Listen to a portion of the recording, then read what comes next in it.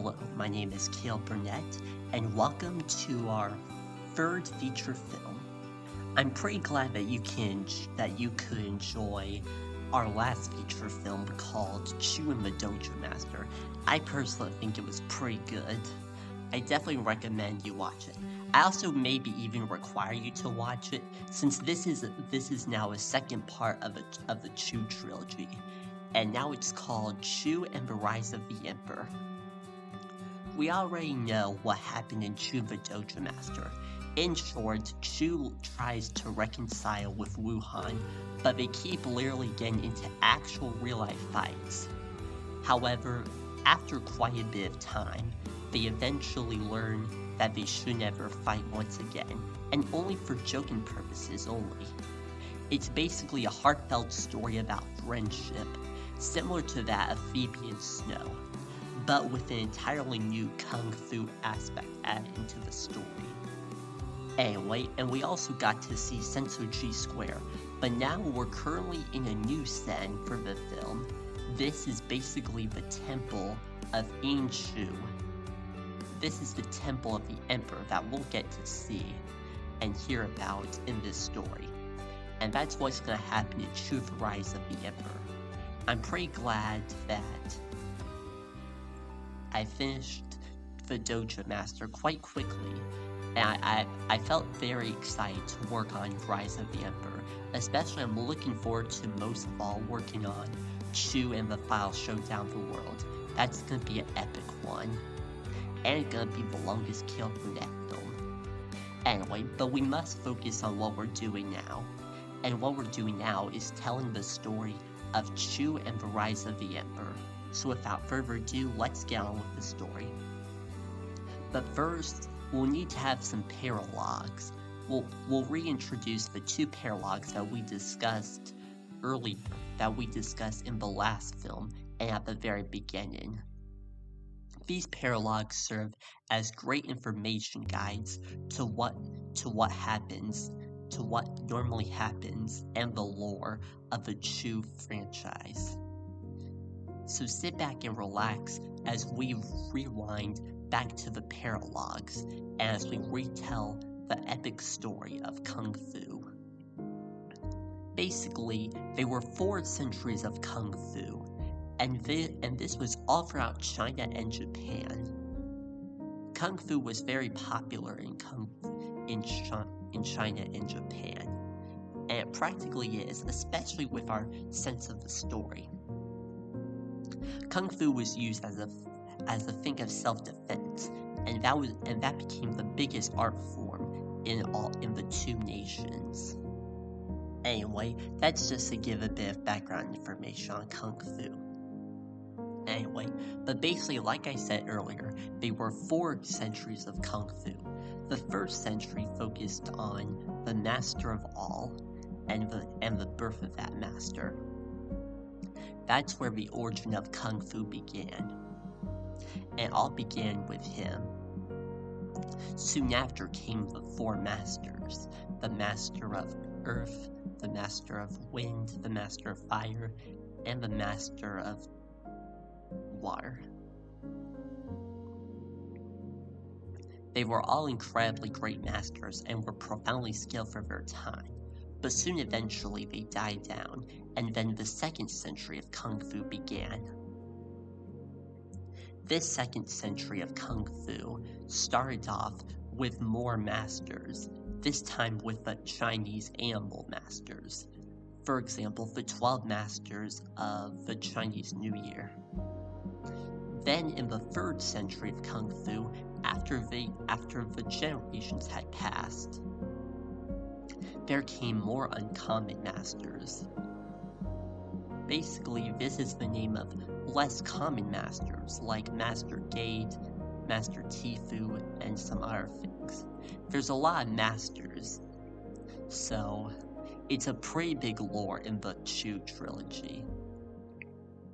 Anyway, but now our story takes place in the 4th century of Kung Fu, and this is the time in which our story takes place. One of the masters being Chu, a Kumpot. Now, we've already talked about kumquats before in the last film, but I'll give you a bit of a refresher on what kumquats are. So kumquats are kind of like sun-baked creatures. That's what they're sometimes nicknamed. They are basically cylinder-shaped creatures with dome heads, and they have little feet and arms. And baby kumquats are about 1 feet tall, and adult kumquats can be up to 3 feet tall. So they're kind of like hobbits from Lord of the Rings. Anyway, and they used to live in marshy places and in the mud places. They used to live in pretty muddy areas. That was kind of how they lived for about all the way up until 1920, or in the 21st year of the 3rd century of Kung Fu. Now in the present day, it's the 11th year of the 4th century of Kung Fu, meaning that is 2010 in our story. And once again, this is where our story takes place. Basically, it starts off with Chu. Anyway, and that's practically all the paralog information that I believe I went over. So now, let's begin the story. This is the story of Chu and the Rise of the Emperor. It was a rather cloudy day in Sensoji Square. Everything was all gloomy inside. The story takes place about a month after Chu and Wuhan's reconciliation. Meanwhile, Chu was laying in his bed on his tower, taking a nice peaceful nap. He dozed off into sleep. Well, somebody's gonna be super tired tomorrow, Lamode said. Yay, baby. Anyway. Lamode was of course Chu's robot. He served as the main backup whenever Chu or the clan wasn't there. Chu also had 5 sons: Hugh, Ru, Lu, Nu, and Wu. And it's from alphabetical order, so from Hugh to Wu. Anyway. But we've already introduced the characters beforehand. But I can indeed give a refresher. First up, we have Chu. He's a bit edgy, as we have seen before in Chu and the Dojo Master. He's not a typical person that would start fights or anything, since Chu is mostly benevolent. Anyway, but basically Chu is practically the leader of his clan. He's also the oldest of the clan, meaning that he's practically like the alpha of the clan. And sometimes in Kung Fu centuries, they would call leaders the alpha. So basically, Chu in this context would be the alpha because he created the clan and he also rules over the clan, so he gets to make all the decisions for himself. But he does let other kumquats like Hugh and Ru decide for themselves, so they actually do have some freedom in mind. Anyway, but Chu was the oldest of the kumquats. He was born on September 13th, 1919. He wore a black belt and had some little spots. These were dark brown moles that he had developed on his skin, and these are typically moles that develop on kumquat skins and on their face, since they're about 60 years old, about halfway through their life. The average life for a kumquat is 120 to 150 years. Anyway, but that mostly does it for Chu. Lamo, on the other hand, as we discussed earlier, serves basically as the backup for Chu and his clan. He isn't an official member of the clan, but he basically serves as kind of like an intern for the clan. He can't fully join the clan because he's not a human. He's a robot, in fact. But he does have some human abilities, like tasting food. Chu gave him this ability so that way he wouldn't have to be stuck eating car oil and gasoline parts. But Lamote is pretty satisfied with his life. And so were the other Kumpots. Lamote was also incredibly intelligent. He could do about 65 mathematical functions. But now that he has an update, he can do practically any function. Some of the functions include basic functions like addition, subtraction, multiplication, division, as well as more complicated things like cove P, standard deviation P, and counter things. It's a pretty long list, but that's just to name a few. I actually have a full list on my computer, but I'm not going to read out loud because that's kind of not for the sake of the time of this film. But we all know that Lamote is practically the smartest character in the Chu franchise. He serves as backing guide in like a little library for all the Kumpots.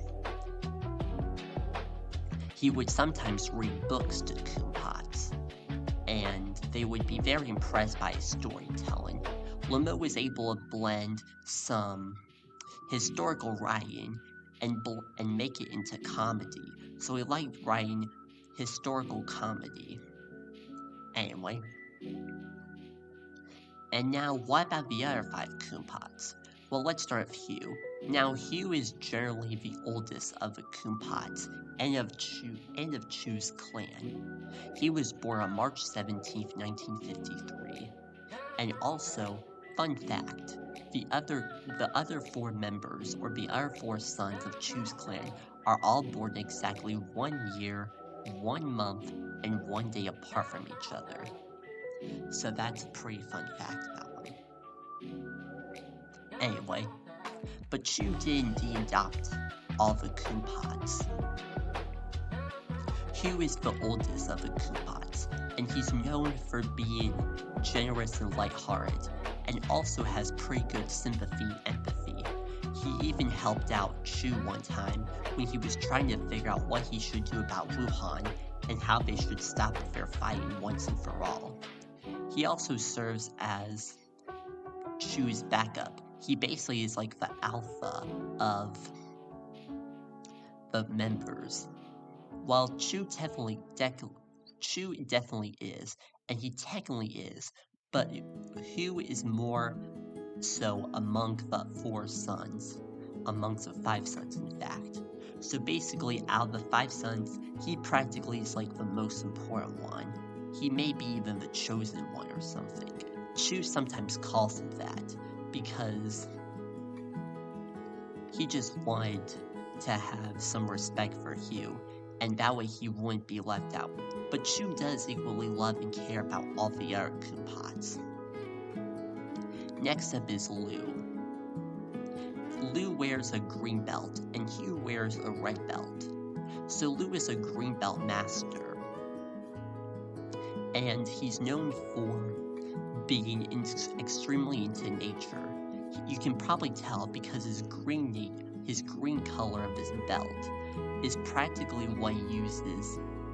He practically uses that as his love for nature, and green is a pretty common color when it comes to nature. So Lu always likes nature a lot, and he's definitely one of those people. He always likes to go on walks and hikes. He actually likes to photograph things and take pictures of animals. He keeps his own collection. He's pretty similar to Snow from Phoebe and Snow, which was all the way back in the first film. Can't believe that was the first film. Like, that was only about a week ago. And now here we are in the third film. And the second film of the Chu franchise. Anyway. But that's Lu. Now the next character is Nu. Nu is a blue belt. and he's known for being extremely tough and fighty. He's a bit aggressive, but not too aggressive. He mostly is known for being assertive and likes to confront evil whenever he can. He likes to confront people that don't do his way or don't do his deeds. But he's not a bad person. He's probably an aggressive fighter. He's definitely one of Chu's favorites. Probably his second favorite next to Hugh, mostly because of Hugh and his age. But New does have some good quality aspects, and he's not all that negative as you may expect him to be. He basically is generally the toughest of the Kumpots. He likes to work out a lot, similar to Lou, but not in a nature way. He's more into lifting heavy weights and doing push-ups, box-ups, curl-ups, and countless other things. He's practically a physical person, and he has been ever since his life started. He's always generally regarded as being one of the strongest of Chu's clan, and he probably knows that just from the bottom of his heart, since he's always been that way, and he may always will be. The next character is Rue. Rue is mostly known for his wisdom. He wears a purple belt. And he wears a purple belt because he enjoys the color purple and thinks it's the color of magic and wisdom. He's known for being incredibly wise and incredibly smart. Rue would sometimes preach on Sundays and talk to the Kumpots about wisdom. Every Sunday, he would hold a little lecture on wisdom and what they should be doing every week. Similar to the Bible or in church, but with Rue's own perspective. He basically follows a book that he wrote called the Book of Wisdom, but it's also written by other people besides Rue himself. It's a big purple book containing thousands of pages and containing all possible knowledge. He was one of the main he would generally be one of the main speakers of the wisdom sessions, the other person being Senpai. Anyway, now Senpai is a deceased soul. He basically died during Chu's final days before he eventually got his black belt. Right before he was about to get his black belt, he was attacked by some blood masters. And blood masters are basically red masters. And no, they don't steal blood, but they're mostly known for their red color, and they're normally known for being in the dawn of red.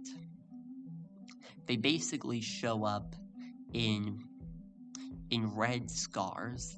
They have a big red scar on the right eye of their face, and maybe some even have it on their left of their face, and some may even have it for both. Anyway, but that could possibly be for maybe even a fourth Chu film called Chu in the Dawn of Red. Ooh. Special. Very special. Okay, I'm just joking. That's something I learned from Boy Scouts. Anyway, but back to Senpai. Senpai is of course a deceased soul, and he died once Chu got his black belt, or even slightly before that. Senpai now lives in an enchanted candle called an eternal candle. It's basically a candle, kind of like a candle from Encanto, but not really. This idea came quite a bit. This probably came quite a bit long before Encanto ever came out. Anyway. But basically, it was basically this enchanted candle, and it's basically where a deceased person would live inside the candle flame. So inside the candle flame contained Senpai himself. However, he didn't appear physically, but he appeared verbally. Chu would sometimes talk to Senpai almost every day, but mostly when he was in times of trouble or when he needed the best advice possible to avoid every single possible situation and consequence possible. But Senpai was like Chu's backing guard, and he did serve it for everyone. Now, the last character, before we continue our story, is Wu. Wu is a yellow belt, and he's known for being really into safety. He really tries to be healthy and stuff like that. He mostly tries to avoid junk food, but that's not all that he does. He instead has a much more fit.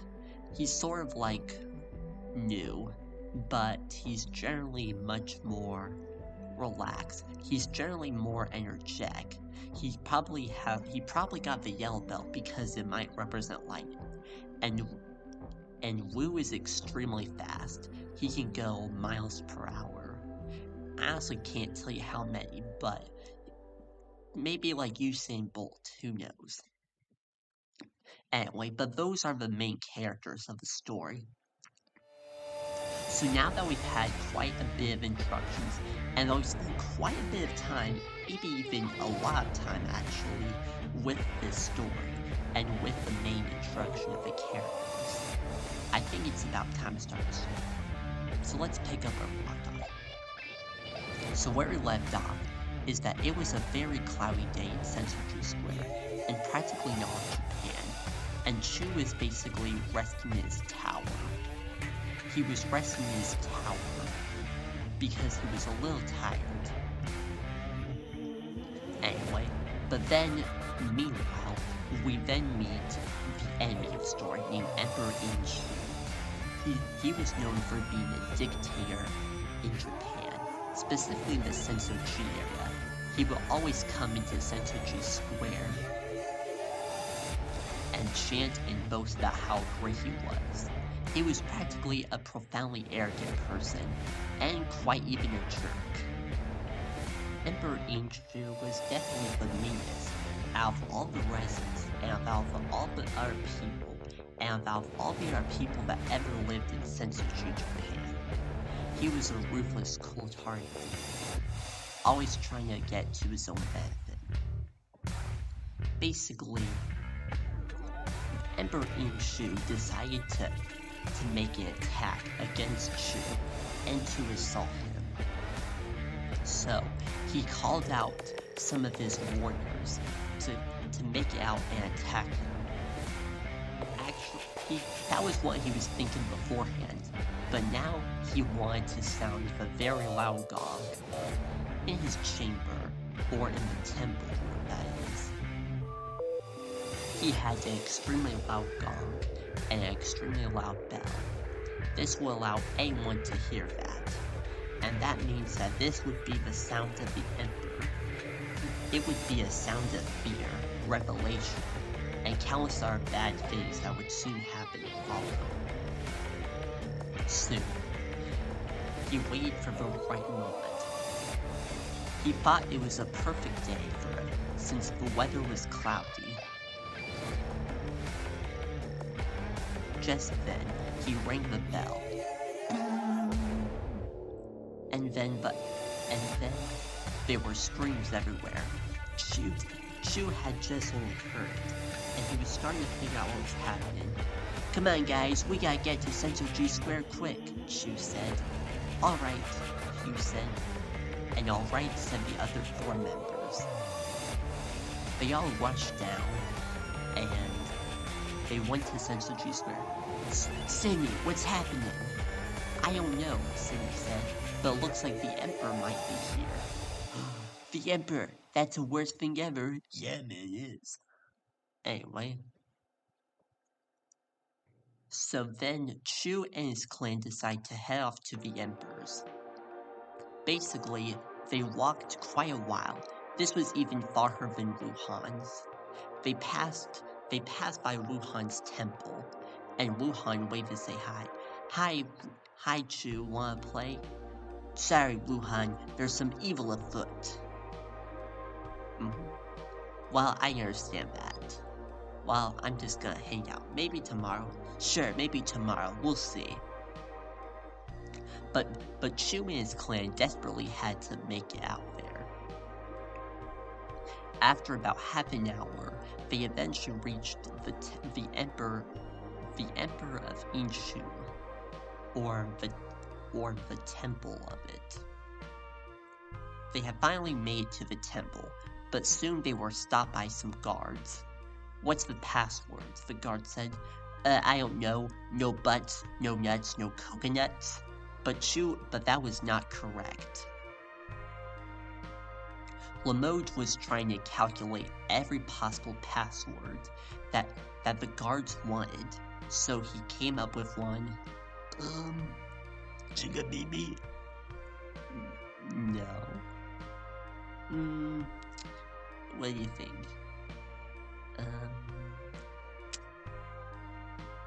I honestly don't know. Anyone else got suggestions? How about Emperor Inshu Poo Poo Face? Ooh, actually, how about let's pass? Sure, correct. That is the password. Anyway, but basically, they had finally made to the password. They finally got the password right, and they eventually went into the Emperor. However, soon the doors slammed behind them. Whoa, what was that? That was unacceptable, Shu said. Yeah, man, Lamode said. Well, what are we gonna do now? Shu said. Looks like we must face the Emperor. Wu said. Oh boy, I don't really like him. Anyway, the Emperor soon approached him. Hello, Emperor Inshu said. Emperor Inshu, I knew you were behind that. I noticed that bell a mile away. I'm very glad, Emperor Inshu said. Now, it's time for a deadly fight. No, this can't really be death for us. Maybe it will, maybe it won't. Yeah, Lamode. Alright, come on guys, attack! Anyway, so basically they attacked for quite a bit of time. And I'm not gonna get too much into the fight scenes, not because they have a blur of violence, but because I honestly just don't know how to express them in real words. But basically, people did jump attacks, smacking each other with bamboo sticks. And anyway, but basically Chu was defeated. Chu and his entire clan was defeated. Now how could this happen, of course? Well, the Emperor was too strong. In fact, he had been trained for many years. Anyway, but Chu had lost. And Chu said, I'll pay you back one day. And the Emperor said, oh, make it 3 days. And if you don't, you will die. Okay. I accept the challenge. Peace out. Anyway, Chu was now frantic, and so was the clan. 3 days? That's 72 hours. Yeah, no, 72 hours and 4,320 minutes. That's not even really a lot of time. Maybe it is. I mean, that's in the thousands, you know? What are we gonna do? Well, I have a good idea. I think... I honestly don't know. Wait a minute, I have an idea. I'm probably gonna seek some encouragement from Senpai and see what he thinks. So the Kumpots all went back home. And they all were in silence and in shock. Was Chu really gonna die in 3 days? Do you really think that he is actually going to die? I won't tell you, because that'd be spoiling the story. Anyway, Chu then sought out the sequence of Senpai. Senpai then spoke to Chu these words. Well, I can see that you're very upset about it, but I suggest that you maybe seek guidance from a master. Try to talk to everyone in town and see what they can think, and maybe they might help you. Alright, Senpai, that sounds good. So without further ado, Chu went throughout all of Sensoji Square, seeking who would really help him train, since Chu himself knew that he got defeated, and that he didn't want to end up being defeated again. In fact, if he was defeated, he would end up being killed. So, Chu went throughout all of Sensoji Square and throughout all of Japan, but no one ever really wanted to. Sydney was not really willing to help, since she had a job to handle, and she was also not much of a kung fu master. She was a samurai, but not a kung fu master. Meanwhile, Lamotte couldn't really help, because he was worried about the Emperor. The other five members of the clan didn't want to help either, because they knew that Chu would end up having to face a painful death if the Emperor ever found them again. The last thing Chu went to was Wuhan. Wuhan, I got some problems I gotta tell you. Okay, what is it? Wuhan said. Did your girlfriend broke up? No, me and Sydney are still dating. In fact, we've been dating for about an entire year now. Anyway, no, but it's not that. It's just, I've been threatened to death. So, the Emperor Chu, is literally threatening to kill me just because I was defeated. And he said if I ever set foot again, and if I don't win, I'm gonna be killed. But he can't do that. I mean, you can't argue with that. He's a pretty profoundly dictator. He's kind of like Adolf Hitler, but the Japanese version.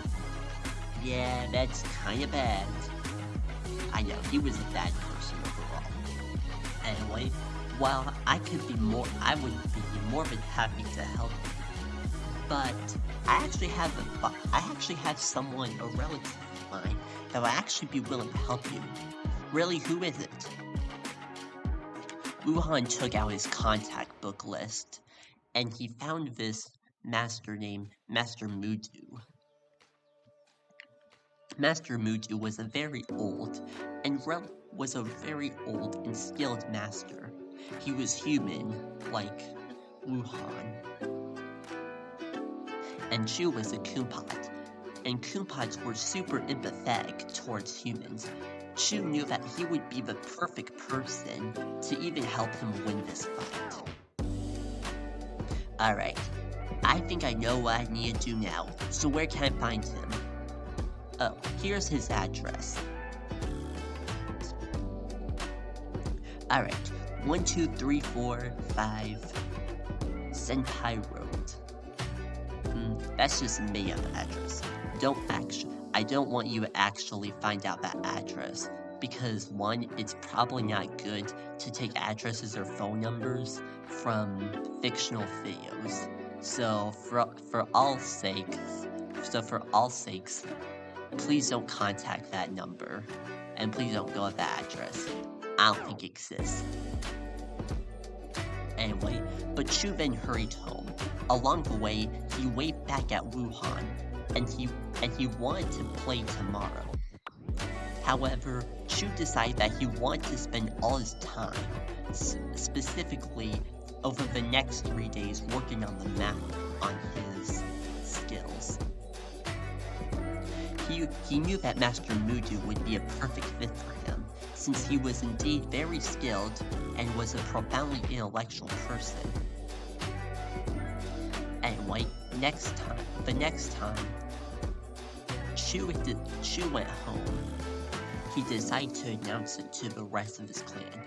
Alright guys, I've got great some news for you. I'm gonna seek guidance from a master, Master Mudu. Never heard that name before. Never heard of him before. Well, he's an old and wise master. That's better. Yeah, I think that'll be great.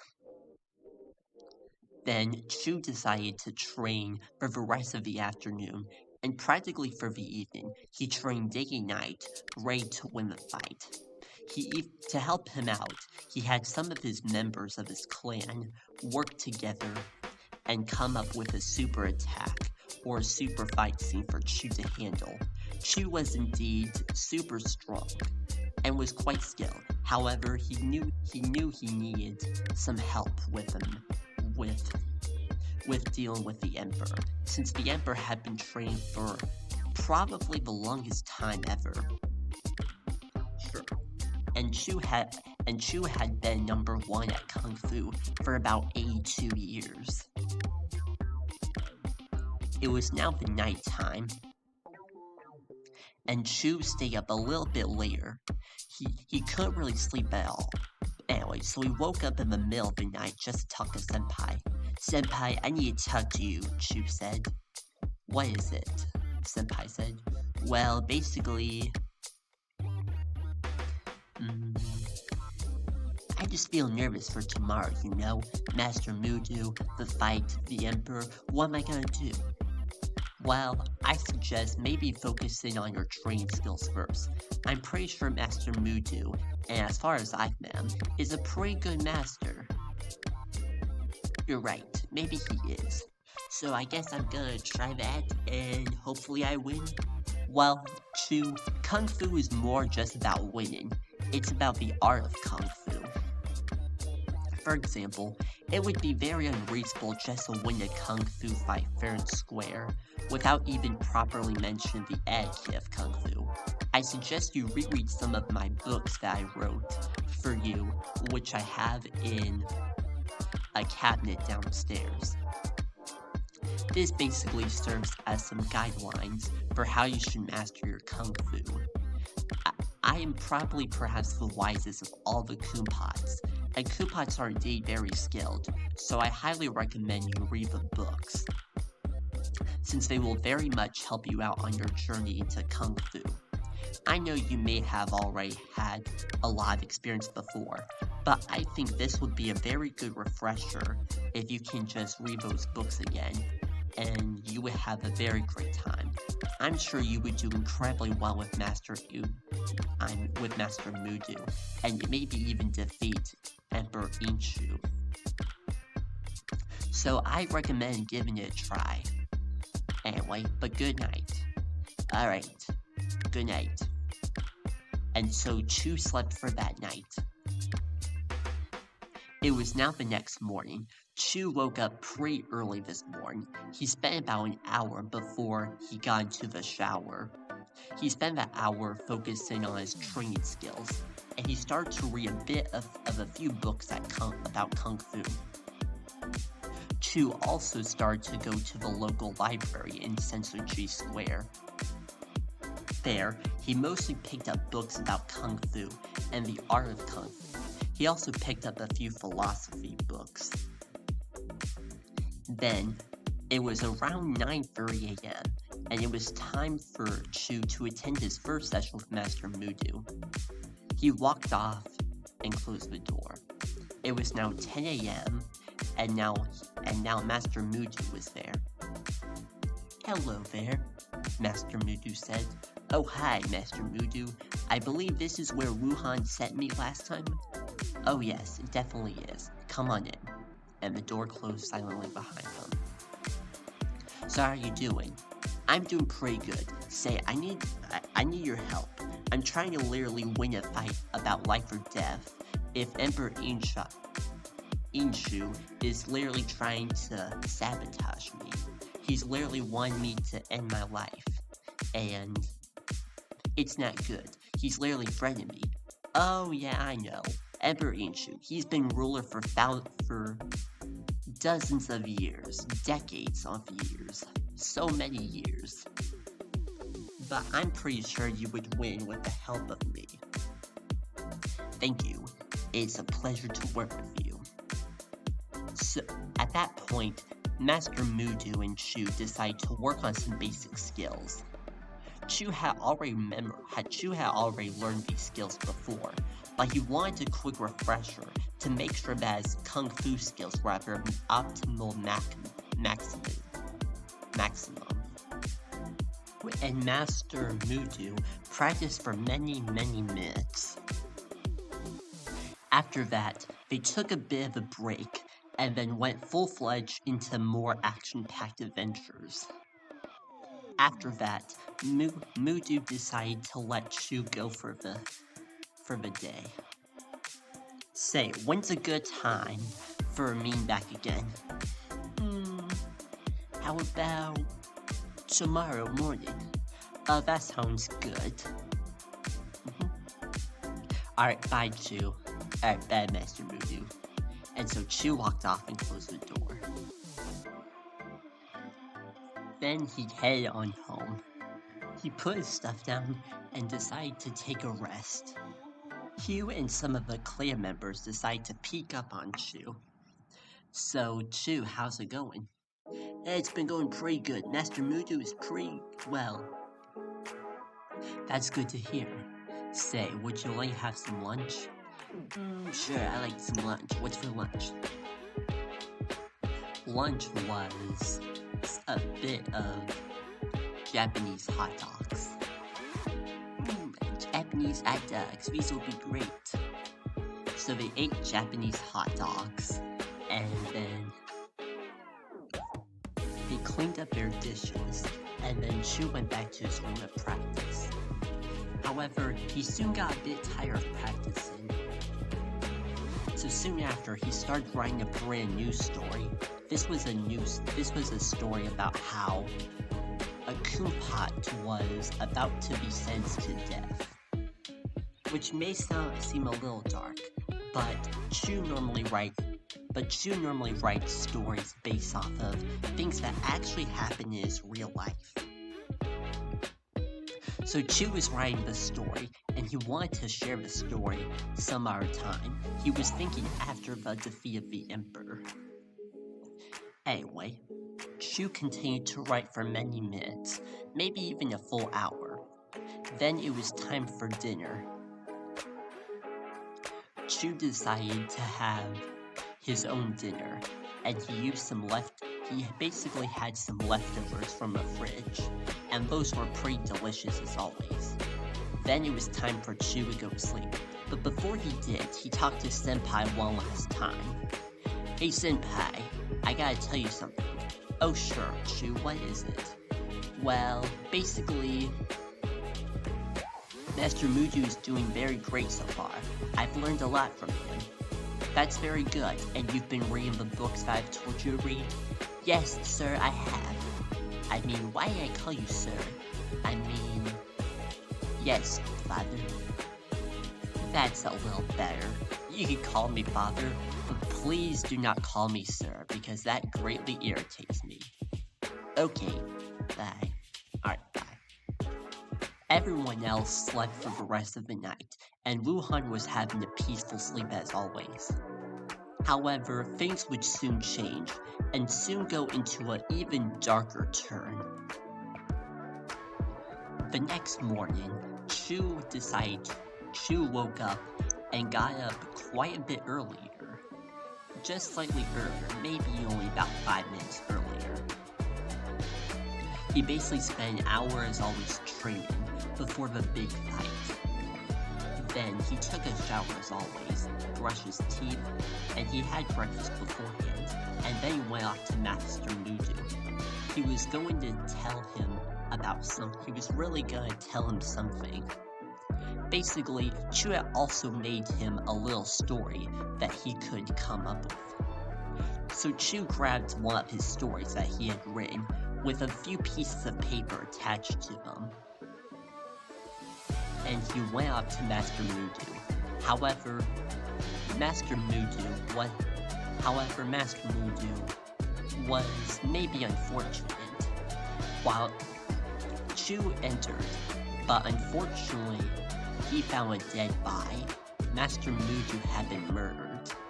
He had been murdered by the Emperor himself, Emperor Inshu. Chu was very horrified when he saw this. And yes, he was murdered, but there won't be a blood or some gory violence. I know this story may seem a little unsettling for kids. Maybe listen to this story if you're 13 or up. I don't think this is a good PG story, so stay away, kids. Anyway, I've also decided not to include death scenes, and I'll just explicitly state them, but I won't go into too much detail, because those can be very uncomfortable. But Chu was in utter shock. After seeing his dead body, he frantically closed the door and almost slammed it. He was basically shocked. Now his master had been gone, and there was only one day until the fight. Chu had only about 24 hours left to spare, and he knew that he would have to train himself.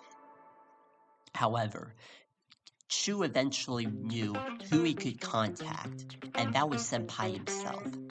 Senpai was indeed a good teacher to Chu, and he was also indeed a very good kung fu teacher for practically all of his life. So Chu frantically ran home, and he just had to tell the news of what happened. Anyway, I'm not going to go into too much detail, since this may contain some very unsettling scenes. And since Chu witnessed an actual death, I've decided that I don't really want to talk about it. Anyway, but Edward and Chu should probably get arrested by the police. Anyway, because he literally killed an innocent old master.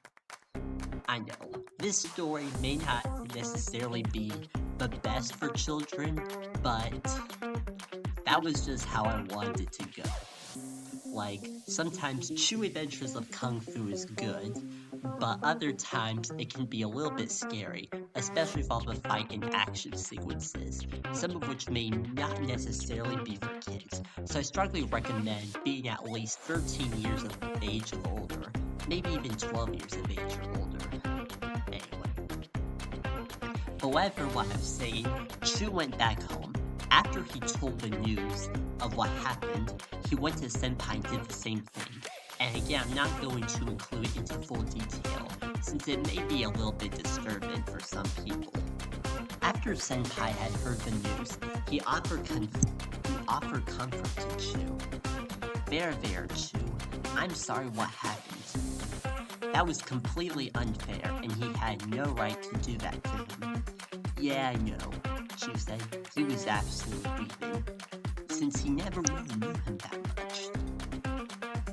Anyway, don't worry, Chu. I will help you. I'll be your new master. You really will be? Yes, I will be. Now pick up a bamboo stick, and let's start training.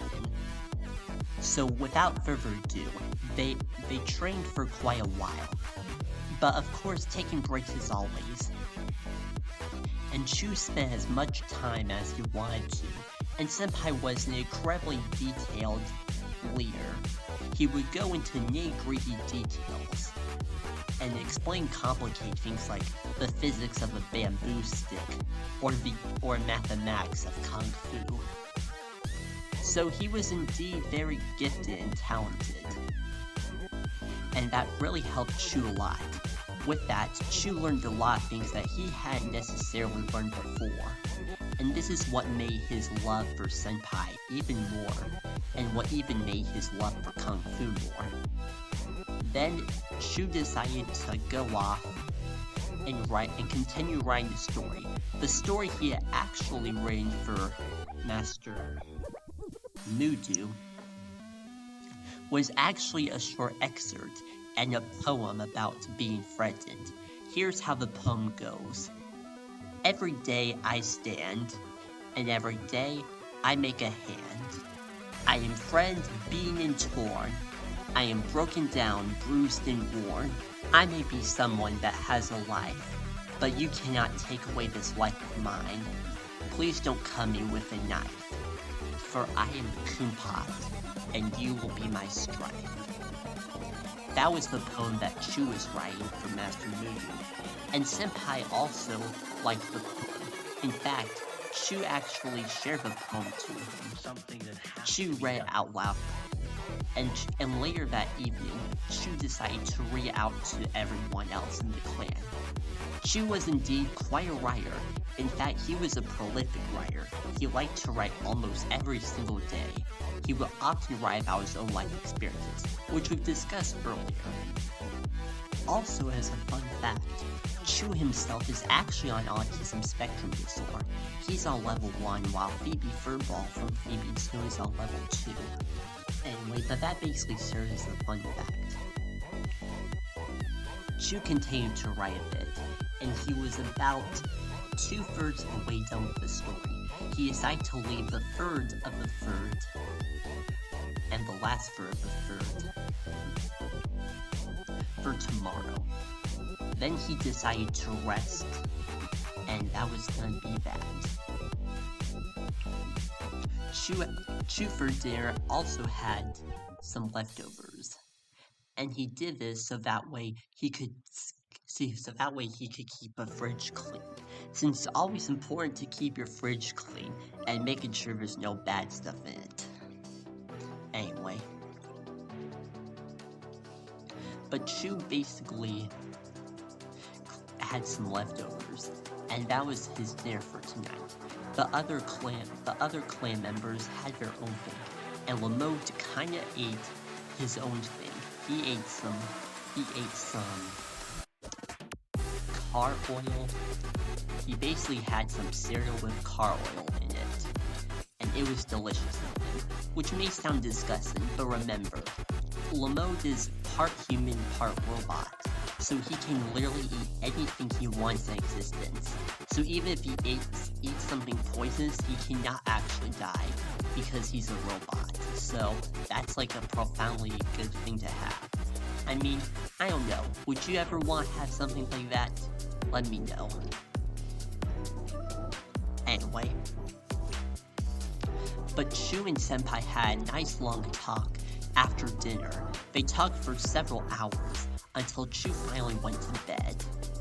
During those hours, Chu expressed his concerns about the Emperor, and what he was probably going to do to him.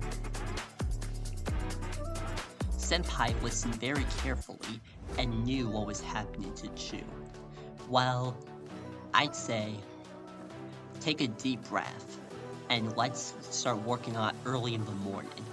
In fact, let's have a little bit of a dawn duel. A dawn duel is a duel in which we practice at dawn. Practice at dawn. Well, I don't have much on my schedule, but that seems pretty good, Chu said. Yeah, I'm pretty sure it'll be good. This will really help you be prepared for the big fight tomorrow. Yes, I know, less than 24 hours.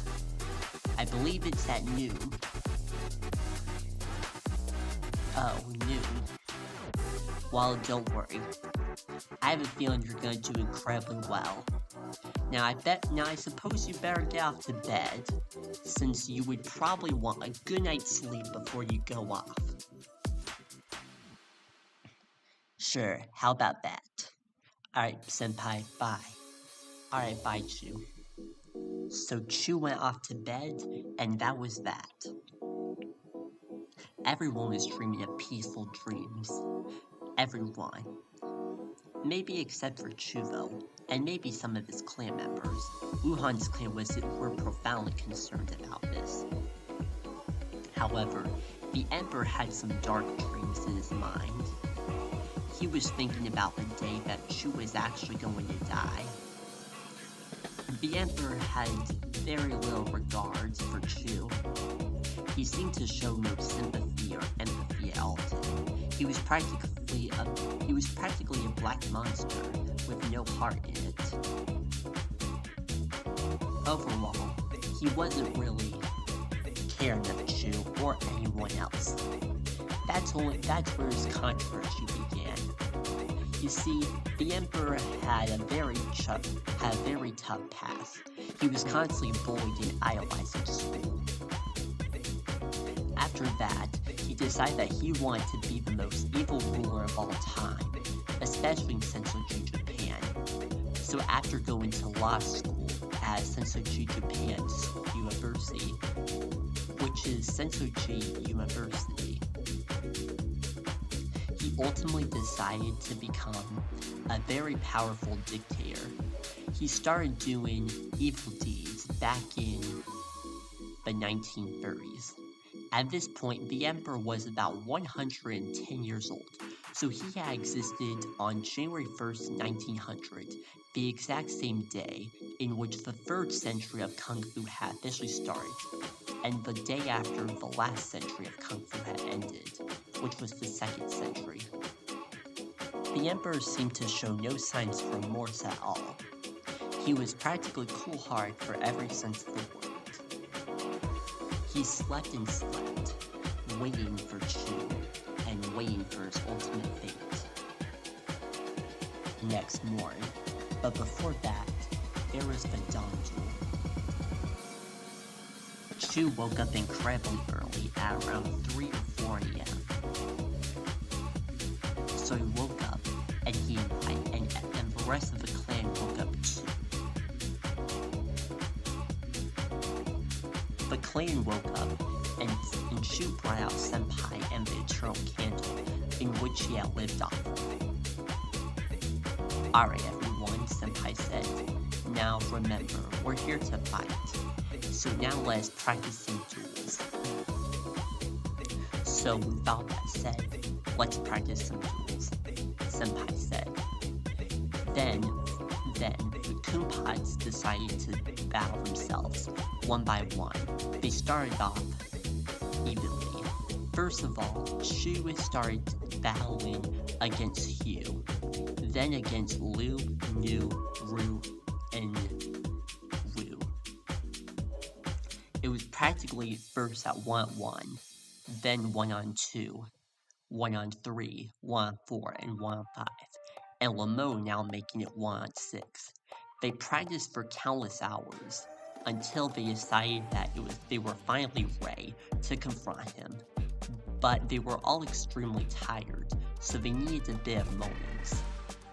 And it was also starting to get towards breakfast time anyway.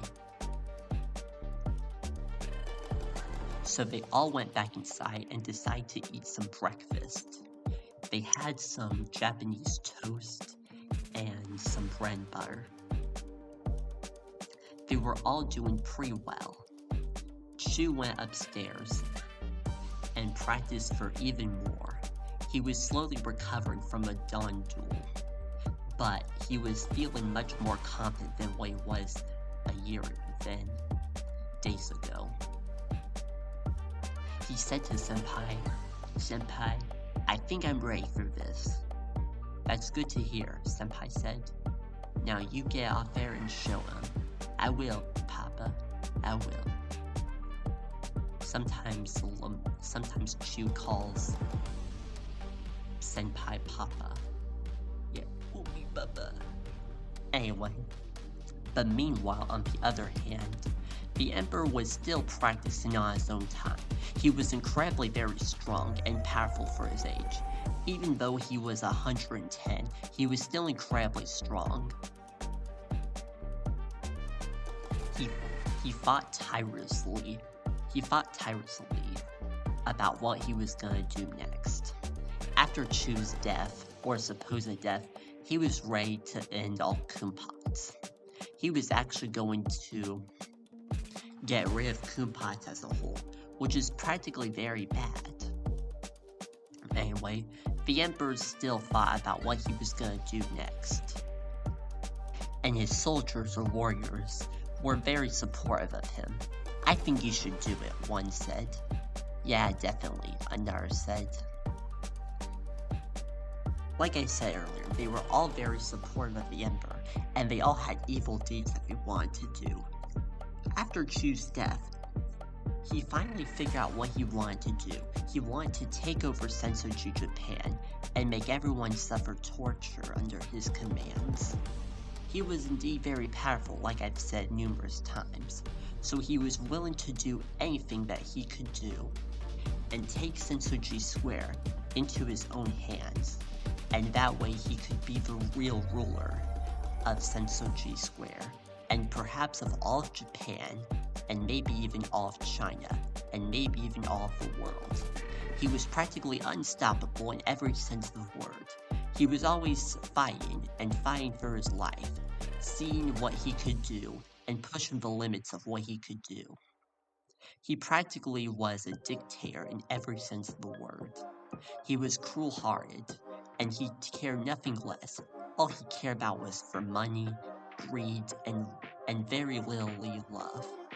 He had dumped a lot of girls in his life, which may seem a little weird, but girlfriends maybe weren't a thing in like the 1920s or something, or the 1910s. As that time, the emperor was only a little kid, but now he was a fully fledged man, and now officially in his 110s. He practically had everything he ever wanted, and it felt like something was not gonna stop him. Maybe it would be, but we'll see where the story continues. But basically at this point, Chu and his clan have officially fought up. But now, the Emperor only wants Chu to fight. His clan may not be able to save him, but who knows what they could do in the very end. We'll have to see. And now we continue the story back on Chu's side. Chu spent the rest of his remaining time before the fight to talk to Senpai as much as possible. He was still very concerned about his nervousness. Senpai encouraged him and told him that he was not worried for Chu, and Chu was not worried for him. Or maybe it was, I got all wrong. But basically, they both knew and were very confident that the Emperor was for sure going to lose. He knew that this would probably not last for long. The Emperor was, of course, not willing to take any chances or changes. So Chu must do what he can do in his own hands. And we'll find out right now. Then, the time of the fight had officially come. The clock run noon. The clock rung noon. Anyway. So after the clock rung noon, basically, all the Kumpas decided to go against the Emperor. Chu led the line. Anyway, and they formed a single file line against Chu. Chu was still incredibly nervous, and he was incredibly sweaty about what was going to happen next. But he was for sure confident now. He still had the trauma and fear of the Emperor, given what he could do to him. However, Chu brushed that all aside, and he knew that things were going to be good. The clan passed along on Wuhan's temple, and Wuhan waved at them. "Hey, Chu, how's it going?" "Well, the fight's gonna happen, and this could be my final moment." "Oh. I'm sorry to hear that." Wuhan and his clan were secretly weeping for Chu and his clan, hoping that he would not have to face a painful death against the Emperor. Then, Chu's clan officially made it at the gates of Emperor Inshu's temple, which is where we are right now, in the visual mode. Basically, Chu knocked on the door, and only Chu was allowed to enter, leaving the others stranded. "So," said the Emperor, "I think it's time that it's about we fight once again." "Well, okay, get it over with," Chu said, "but I can tell you something before we start. I'm not afraid of you. I've been practicing countlessly for dozens of hours, which I estimate might have to be 12 hours overall. It's maybe 13, 14, 15, 16, who knows how many hours I've been practicing. But I've practiced for countless hours, and I haven't spent one of them on a break. I've worked recklessly to get to where I am today, and it would be very rude if you ended my life. However, I am willing to accept the challenge, because you are indeed the Emperor, and you have this unbearable right to do anything that you ever want. Chu was going a little off topic, but Chu was accidentally saying the wrong words. He was actually encouraging the Emperor to kill Chu. Now, Chu was actually doing this so that way he would ultimately face a death. But so that way he could lie to the Emperor. So Chu did indeed lie to the Emperor. Anyway, but Chu was honestly very honest, and this was the only time he ever really lied to the Emperor. Chu also knew that he could lie to anyone, especially to people who were dishonest to him, and he definitely had the right way to be absolutely rude to the Emperor. Alright, said the Emperor, now let's get that fight on. Chu gave the gulp. Yeah, that's right, a gulp. Anyway. This is the part of the story in which Chu and the Emperor actually fight. So here we go. Now, I normally use disclaimers, but I won't really talk about much about the fights, not because they have much gore and violence in them. Well, they actually don't, but I mostly just want to keep things clean.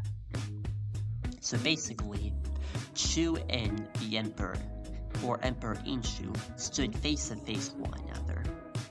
They stood back and walked back. They walked back and landed right on their feet, and they faced each other face to face across 10 meters from each other. Then the concrete, and so they fought. They fought for quite a bit, but Chu was ultimately losing the fight. The Emperor was about to literally sentence him to death, but Chu kept on fighting, and he fought and he fought and he fought. Ultimately, Chu was still losing the fight. That's when Lamode and the others overheard. I think Chozago's really hurt. I think Chu's hurt. Oh no, that can't be good. Well, we must do something. Come on, guys, let's go. Anyway. And so, the clan and Lamode came busting out, and they ultimately decided to put end to this madness. They fought against the Emperor for many minutes. Ultimately, they fought for quite a bit. Anyway, however, this even caught the attention of Sensoji Square News. They were a local news studio in the square, looking to see the top stories of what was happening. When they realized that Chu and his clan were actually going to take down the Emperor once and for all, they just had to make this a top story. So they instantly made it a top story, and it was put on the news. Soon after, the Emperor was therefore defeated. He did not die though, but he was gonna be sentenced to death and have an execution. So the Emperor was officially defeated, and thankfully Chu did not suffer any major injuries. He was still practically good in every sense of the word. And that was the newsflash for Sensoji Square. Good afternoon, everyone, and we're here now at the Emperor's Temple. And right here, we have Chu, who officially defeated the Emperor. So how you feel, Chu? Well, I feel pretty good about it, but I don't get with all the news people here. Oh, don't worry, this is a top story, and you're going to be our star for the day. Wow, that sounds great, but yeah, man, Lumo. Anyway, Lumo was not gonna have any of it, but Chu was very thrilled by the news. Eventually, they all decided to get together for a press conference, and eventually, after quite a bit, the Emperor was eventually put to death, and he was no more. His days lasted for 110 years, and he died. So now, Sensoji Square had no ruler now. However, there became new rumors that Chu should be the new emperor of Sensoji Square. Chu was kind of willing to accept it, but he felt that the responsibilities were too great for him. Not to mention, he also had countless other things he had to do. But with his time that he had now, and now that the emperor was now gone, he kind of committed to fully being the emperor in Sensoji Square, and perhaps in all of Japan, China, and the world. Shortly after, Chu was inducted, and he therefore became the new emperor of Sensoji Square, and of all of Japan. There was applause everywhere now. Chu was now officially a ruler, and this made him very happy. Even his clan was happy, and Wuhan's clan was happy. It practically seemed like a very good day, one that started off very bad, but now it went off pretty good. And Sensoji Square was once again sunny again, and was sunny for quite a bit. And practically for a while after that, Chu lived peacefully now, and he no longer had to deal with violence or hate crimes now. He seemed to have a pretty peaceful life, and he actually did. And so it was for the other 6 members of his clan, and with Remote too, which he is indeed a 6 member, but maybe he's just Anyway, shortly after, Chu heard a knock on the door. "Oops, who is it?" Chu said. So he opened the door, and it was a news reporter. And he wanted to do an interview on Chu about the emperor. So, hello, ladies and gentlemen, I'm currently here right now with Chu, the Kumpot, and he is the ruler of Sensoji Square. So I feel pretty proud for him. And so, Chu, what does it feel like? Well, I think it's pretty good. I mean, you got a lot of responsibilities, sure, but I think it's going pretty well. And how have things been going with you and the clan? Oh, things have been going pretty good as always. Sure, Lamode always getting into physiological debates, and the others are just goofing off, and I like that a lot. I like how Lamode is super smart, and I like how my clan are all super goofy, and we work off one another. You see, we're kind of like no other clan out there, since we're a Kumpot clan. Indeed, and in fact, that's actually, the Chu's clan is actually the first and only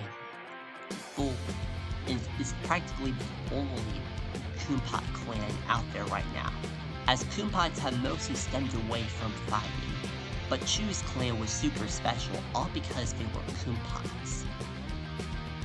And we've discussed Kumpots earlier, so I maybe don't need a refresher of it anymore. But we will discuss it maybe at the beginning of the 3rd movie, which will be Chu and the final showdown of the world. And we'll also have pictures of the characters towards the very end, or at the credits of the film. So, that will practically be that. Anyway, the interview continued for quite a few minutes, and then finally came to an end. While Chu was very nice meeting you, yeah, it was nice meeting you, Kennedy.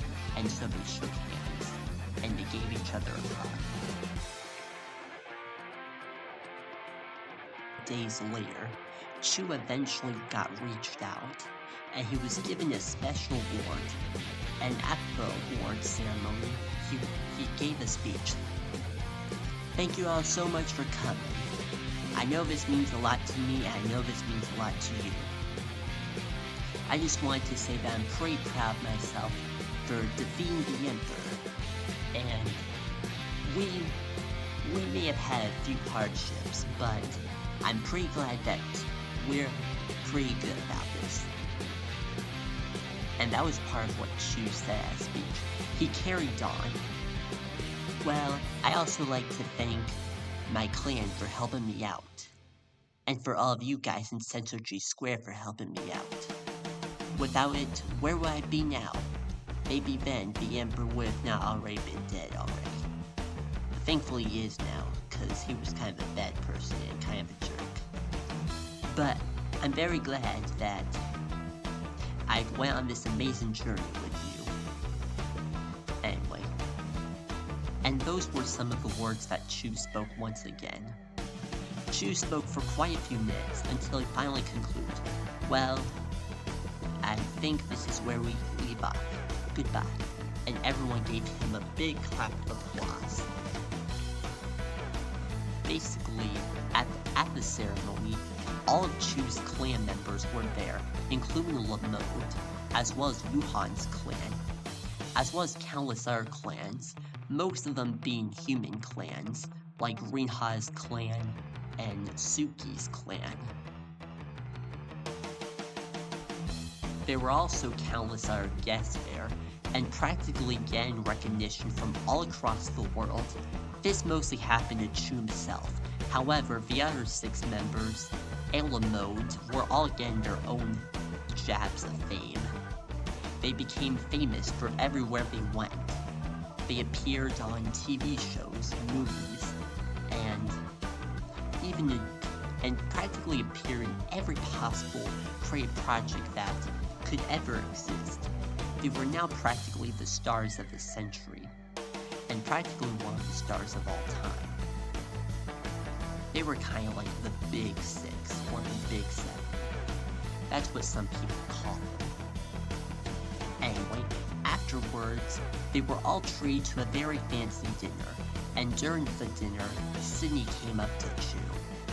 "Well, that was pretty sweet that you gave thanks to me." "Oh yeah, Sydney, like it." And Sydney went off and gave Chu a little kiss. My precious," Chu said. Wait, you call her precious? I mean, hey, where did I get that? So, you can call it anyone you ever want, as long as it's not derogatory. Chu and his clan treated themselves to lots of fancy desserts and lots of fancy food, mostly from Japanese culture, but also from Chinese culture and even American culture. This was also for the first time in which Chu ever tried out American food. He tried out a cheeseburger and he absolutely loved it. He also liked countless other things from the Americas, and soon afterwards, he went on a visit to the United States. He was very thrilled to visit all 50 states. After Chu was recognized, and after his clan was recognized, they were all invited to go out onto a cruise, and this cruise was to the United States. They went across all 50 states. The cruise started in Florida, then into somewhere in New York, and practically to all other 48 states. Chu really enjoyed the tour. At that point, Chu's room, and so did the Tower of Tuan, the left Tower of Tuan, had been filled to the brim with countless US treasures. Chu had finally gone on a world trip, anyway, and Chu also went to visit all the other countries in the world, the other 194 of them. Actually minus 193, since he already lives in Japan, but maybe we could add 194 as well, since he did visit the Americas, Japan, and 193 countries, and they are, fun fact, 195 countries overall.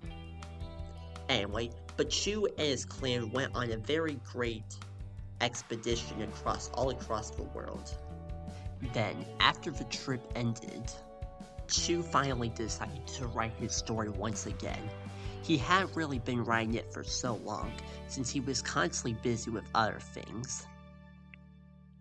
He finished up a third of the story, and now his story was officially complete. But he wanted to wait off for a special occasion, so that way he could actually read the story to everyone. The next day, it was a Sunday, and the clan mostly spent the day doing chores. They did things such as laundry and gardening. They also did other things like vacuuming and housekeeping things. Overall, Sunday was a pretty good day. In the morning, they got to hear from Rue, who was one of the preachers of of their wisdom sessions. In the session, Rue often acclaimed Chu for what he had done, and gave Chu and the others very great advice about what they should do with their fame, and how they should not make fun of people while they have a lot of fame.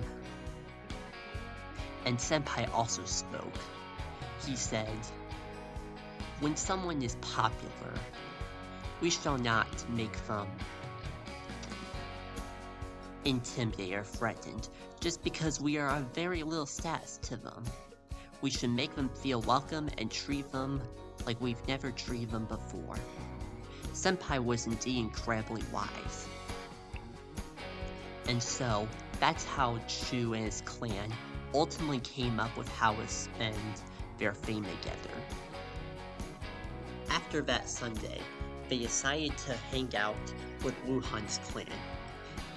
After all, Wuhan and his clan, and Chu and his clan, as well as Lamote, were very great friends. So as a result, they decided to fight each other once again, but this time in a friendly way. Their bond had only just been growing more and more over time. They had this continuous friendship, and it looked like things were only going to get better and better as time went on. After friendly duels, they all went down together to get a bit of some ice cream. And Wuhan got some watermelon. In fact, Wu and Wuhan had something in common. They both like watermelon ice cream. So they decided to have some ice cream, and that was practically what they did that day. They also spent a lot of time together over the next week. And Chu was waiting for a special occasion, so that way he could read his precious story that he had been working on since about a few weeks ago. Then, on Saturday, there came a special occasion. Chu was offered to work on the United Nations, and Chu was offered to work at some place special because he was the emperor of Sensoji Square. He was allowed to become a world leader and a dictator. Chu was very excited about this. He spoke up at a press conference. "Well, I'm pretty glad that I came here. I've worked pretty hard all my life to get some sort of acclaim, and I believe that this is what I've been meant to do. And I hope that this is what you've been meant to do too. And I hope you all do well. Bye."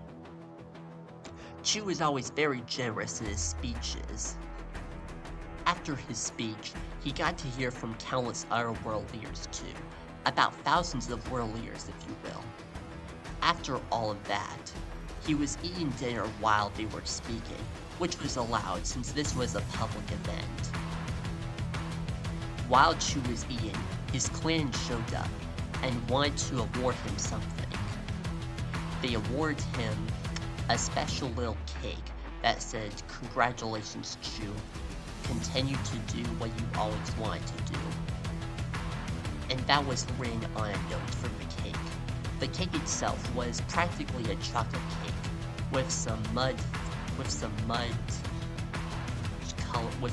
colored icing and frosting, as well as a picture of Chu on it. And it was all done in icing, so it was probably gonna be very delicious for Chu and his clan. Anyway, then Chu decided to head on home, and that was after the event had truly ended for Chu. At that point, it was very late in the evening, and Chu was finally ready to read his story. He spent the last few weeks working on grammar and spelling issues, but he was finally ready to present. He came downstairs and decided to read out loud. "Hello guys, can I have your attention?" Chu said. "I'd like to read you this story that I wrote, called The Kumpot 2. And he spoke these words. There once was a Kumpot who was quite lonely This is practically what we talked about in the last story. But anyway, but Chu said that the Koompa was lonely, and that he was ready, and that he was being threatened at a point. He realized that he couldn't really go on being a poor little Koompa that he was now. He realized that he had to do something, so he decided to get fame and fortune by becoming a well-acclaimed Kung Fu master. However, in order to get to being a Kung Fu master, it took quite a lot of time and effort. The Koompa worked very hard day and night, learning from an old master, but once that master was murdered, he soon learned that he needed to learn himself. Therefore, going to the library, he learned all the things he ever needed to learn, but he still was constantly curious, so he always seeked to learn more and more, always changing the rules of the game, and always changing the way that he did Kung Fu. He had a nice and generous grandfather, but after his grandfather passed away, he got his black belt. But once he got his black belt, he became very sad by the loss of his grandfather.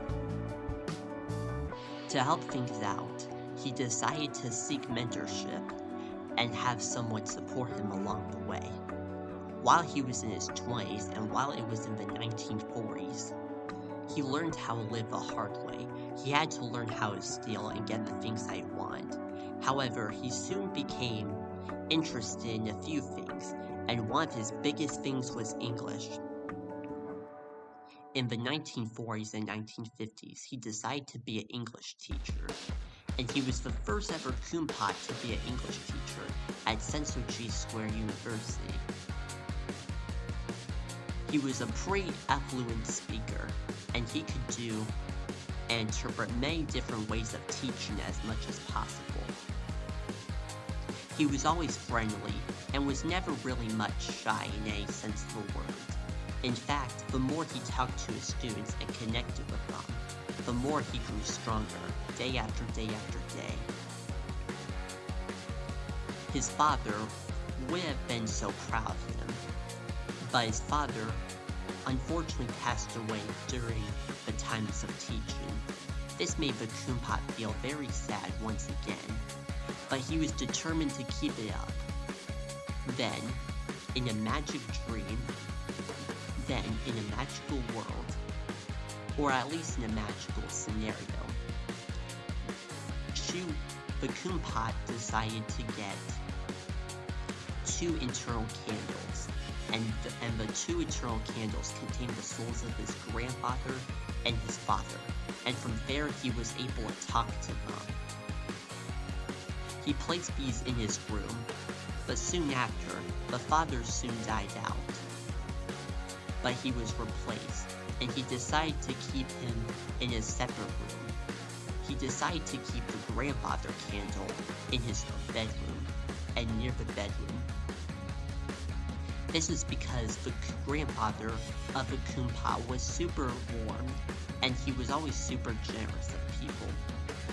As well, he was profoundly wise, and practically knew anything that could ever exist in the real world. The Koompa learned a lot from him, and that ultimately meant what he was meant to be. As the years went by, he was facing a lot of troubles, but he soon overcame this and became a Kung Fu master, and he eventually formed a clan with 5 sons. Over the course of the late 70s and to where we are now, the Koompa would teach and learn his skills to the other sons. The Koompas eventually got along with each other, and they became one of the greatest Kung Fu fighters of all time, and one of the greatest clans of all time. The clan was called Chu's clan. Well, actually, it's sometimes referred to as Chu's clan, but their real name is the U clan, since all of their names had the letter U at the end. Chu, Ru, Fu. Actually, Hu, Lu, Nu, Ru, and Wu. So he decided to call it the U clan, just the letter U, and call it U clan. Anyway, soon afterwards, they also got a robot, and the Koompot built the robot. The robot soon became intelligent, and it instantly became one of the best friends and one of the best companions in all of the clan's membership. The clan was super supportive of the robot, and was constantly supportive of it, and wanted to teach as much as possible, but the robot itself had already known as much as it wanted to know. In fact, the robot was so intelligent that it could practically know anything, similar to Senpai, but in a more artificial intelligence sense. Then, the Koompot was faced with another challenge, to fight Emperor. He fought Emperor in about 3 days. However, after he was given 3 days, he trained with a master, an old master named Master Mudu. However, after Master Mudu died and was murdered, the Koompot soon taught himself the old ways. He taught himself how to do kung fu and jump skips, and practically any other thing that he could think of. He even invented some of his own skills. Soon, he took down the Emperor, and he did it once and for all. He did by doing a very complicated move called the Peace Move, in which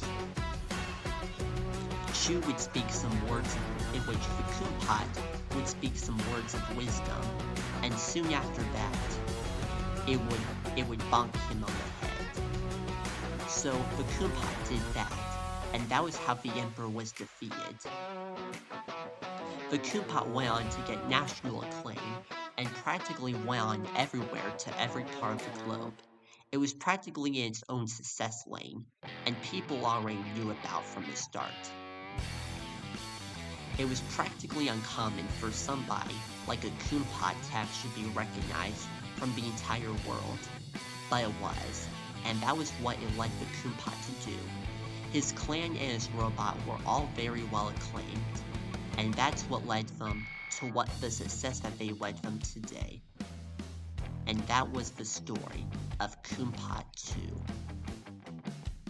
Chu finished up his story, and everyone was clapping and applause. Some even had a few tears in their eyes. They were so deeply moved by Chu's story. One of Chu's great strengths in writing was his ability to base off of his own personal narratives. And this allowed his stories to be much more moving, and almost completely like a sense that hadn't really been accomplished before in normal human writing. After all, Koompots were very insightful, and that's what made their writing stand out amongst others. Then, that night, Chu talked to Senpai for a final time before going to bed. So, I believe this is it. I've achieved as much fame as possible, and here I am now. Yes, you are, Senpai said. Yes, you are. I'm quite proud of you, though. You've done things that haven't really been accomplished before, and I feel like you would be a perfect type for anything in the world. What do you mean? Chu said. Well, you have all of this thing around you. You have everything that you could ever want. And I think the best thing you can do right now is to cherish that moment. So I think you should carry this weight on your shoulder. The weight of being successful. The weight of being a Koompot. The weight of being an emperor. You're practically everything in the world, Chu. And that thing is only gonna grow bigger. Really? Chu said. Yes, it is. Because I know this from the bottom of my heart. I knew that ever since the start, you were gonna be something special. And so you are. Alright, Chu said. He then went off to bed. And that's the story. And now that was how the Emperor was defeated. Things were much more peaceful now in Sensoji Square. And that was the story of how Chu defeated the Emperor of Sensoji Square, Emperor Inshu. Anyway, I hope you enjoyed this story. It was quite a pleasure telling you the second installment of the Chew trilogy. We'll eventually take a little break to focus on another story, but when we come back after that, we will focus on Chew and the Final Showdown of the World, the story of the last Kung Fu fight ever. Anyway, but it's a pleasure that you could listen to this story. I hope you enjoy it. I created this film all by myself, and I'm pretty proud of it. Anyway, I hope you take care, and I hope you stay tuned for the next film. Sincerely, Caleb Burnett. And now the credits will roll.